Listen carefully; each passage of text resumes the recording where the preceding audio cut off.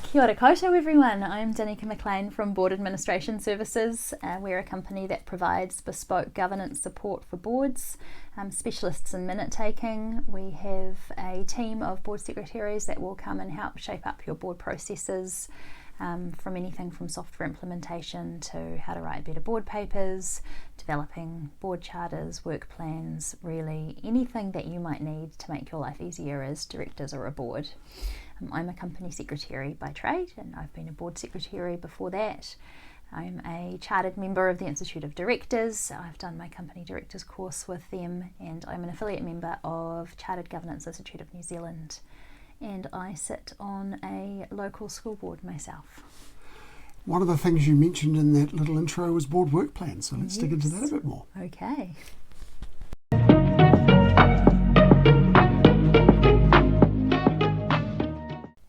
Hi, welcome to Governance Bites. My name's Mark Banicevich, and I love spending time with Dauniika Maclean. It's great to have you back, Dauniika. Thank you for your time. Thank you for having me.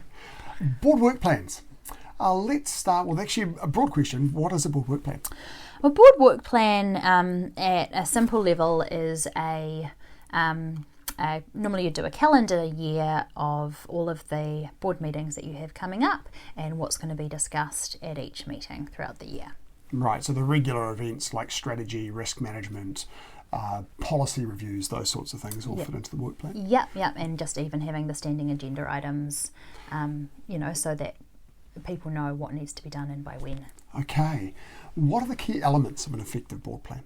So, like I've just mentioned, having the actual dates of the meetings that are coming up, having standing agenda items on there so you know what's going to be repeated and what's required each time, and then having any items that will need to fall into that board reporting process, like you've just touched on, those policies, budget sign-off, anything that's relevant to your company that'll come up within that kind of time frame. Right. And it doesn't just need to be within the year. You might kind of go, we know we need to do this every 3 years, and so you'd put that on.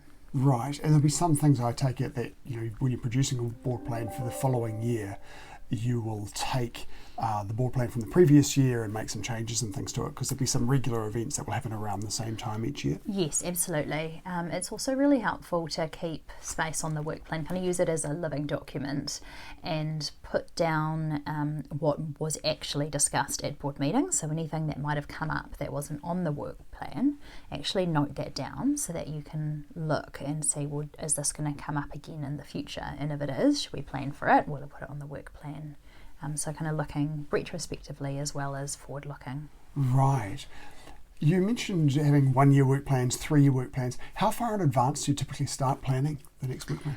Normally, well, you can do it two ways. You can have a rolling work plan that's just updated every meeting, so it's kind of got a 12-month look forward but moves forward, or you can have that calendar year or financial year work plan.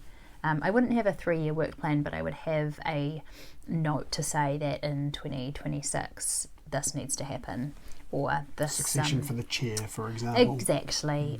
You might have an appendix to the board work plan, which is your policy review schedule.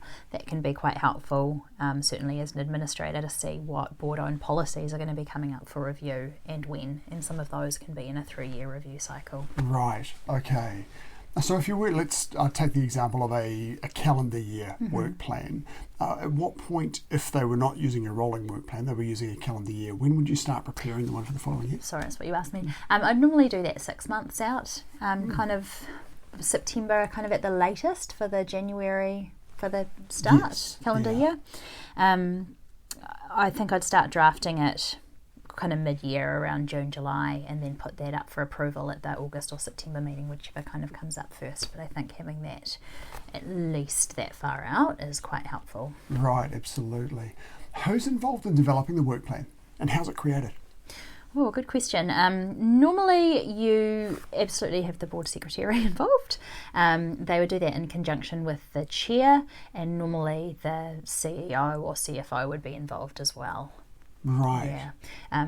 Once you have a board work plan, you can kind of leave it to the board secretary to draft the following year's one, and they can then sense check it with the management team and bring it to the board for approval. The board can then say, oh, what about this or this, or our insurance renewal comes up, we need to put that on. Right. But the bones of it can be kind of owned by the board secretary.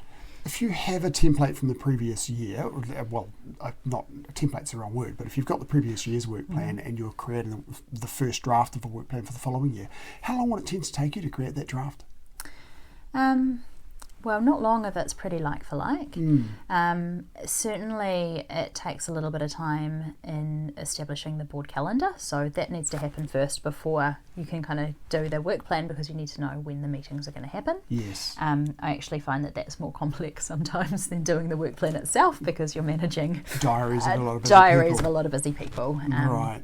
So those two things kind of go hand in hand, which is probably part and parcel of why you do the work plan so early, is because you need that board calendar done well in advance so that directors can get those meetings in their calendars for the following year. Right. And then you can feed through that to the work plan, get the work plan approved, and then you can socialise that with the executive team and say, here's the plan for the year, these are the papers that need to come through. If you're a helpful board secretary, you'll put reminders in all of their calendars to say this is what we need from you and when. Right. If you're, in the work that you do, you're often involved in establishing good board practices with companies. How long would it then, or how would you go about creating a work plan for a company that hasn't had one before? Yeah, so I would start with the basics and say, what reports are you expecting as a board? So I'd have that conversation probably at the board table. Give them a starter for 10 in terms of, you have your management report, your finance report, your health and safety, your risk register. When do you sign off on your budget? When do you do your draft budget? When do you do insurance renewals? Do you have board-owned policies that need approval? What else? Right. Yeah. Right. And then you'd be working through potentially from a template that you've got or a shopping list that you have of all those things to make sure that nothing gets mixed up. Yeah. Right. Right. What processes do you have in place for reviewing and adjusting the work plan throughout the year? So like I kind of touched on, just having that retrospective look of what's been discussed at a board meeting or papers that have come through that weren't included on the board work plan, capturing those as you go, and then at the end of the year when you do the draft for the following year, looking at any of those and talking with the board chair and the management team to say, are these likely to come up again? Should we plan for them? Right. Put them through, and the board should sign off on the work plan. It should come to the board meeting for approval. Yeah, I was just going to ask about that in terms of, if you're establishing a work plan and saying, can we get sign off for this? But as you're updating them during the year and reviewing it, do you get sign off on those updates, or is that just something you're just making notes and things on the work plan?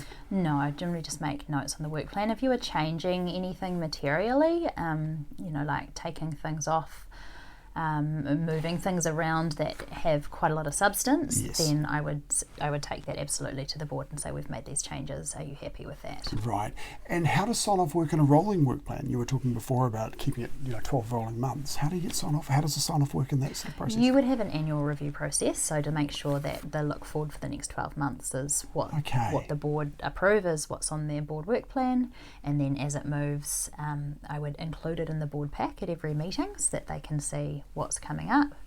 Right. So for noting, not for approval, but they've got visibility of that. Right. So as they have each board meeting, for example, if it's monthly, you've got an extra month on the work plan. That's just for information at this stage, and then there'll be one point at the year where we'll say, okay, it's time to sign off the work plan for the next 12 months, and that's a good sense check to make sure that everything's there, that we haven't copied things from last year assuming they're going to happen, or getting them in appropriately. Right. What tools or platforms do you use to manage and track progress? So process is, I think, just including it in the board pack, like I've just discussed. There isn't a software I've come across yet that magically runs a work plan. It's something that I generally have just as a document. I like to have it as a table on a one page with all of the dates of the meeting and the columns and the rows items. Of the different action items. Yeah. It's interesting that the board software doesn't actually do that. Yeah, I mean, I may be wrong, but I haven't come across it yet. Right. Well, there we go. There's an opportunity for enhancement for the major board software. To whom are tasks assigned, and how do you assure accountability and completion? So I think by tasks you mean what's going to be on the things on the agenda. work plan, the various items.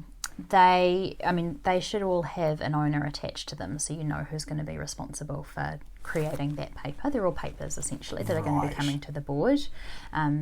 That should be communicated to them when the work plan is approved. Created. Yeah, right. Once it's approved by the board, and then they should have access to all of the calendar invites for that year. And I would normally give them a follow-up kind of a few weeks before that meeting to say, hey, just a reminder that these papers are expected from you. Can you have them to me by this date? Right, so all of the papers in the work plan, or all of the projects that will have papers off the back of them, will have an owner assigned to them, and then it's a matter of making sure that they happen. They happen, exactly. And it's down to the board secretary to follow up, really. If they haven't done it, then that's the board secretary's role to remind them and get it. Yeah. Time. Okay. Well, one final question for you then, Dauniika. What trends do you see are the sorts of things that a director should really be on top of right now, or be looking to get on top of? Certainly ESG is a hot topic at the moment, and I think all directors need to be aware of that and what it involves, whether you need to be doing climate-related disclosures in your company, just understanding what it means, like what the E and the S and the G are.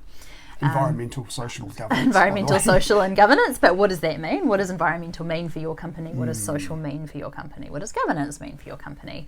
It's different things for a service-based company versus a B2B company, for example, especially in that social space.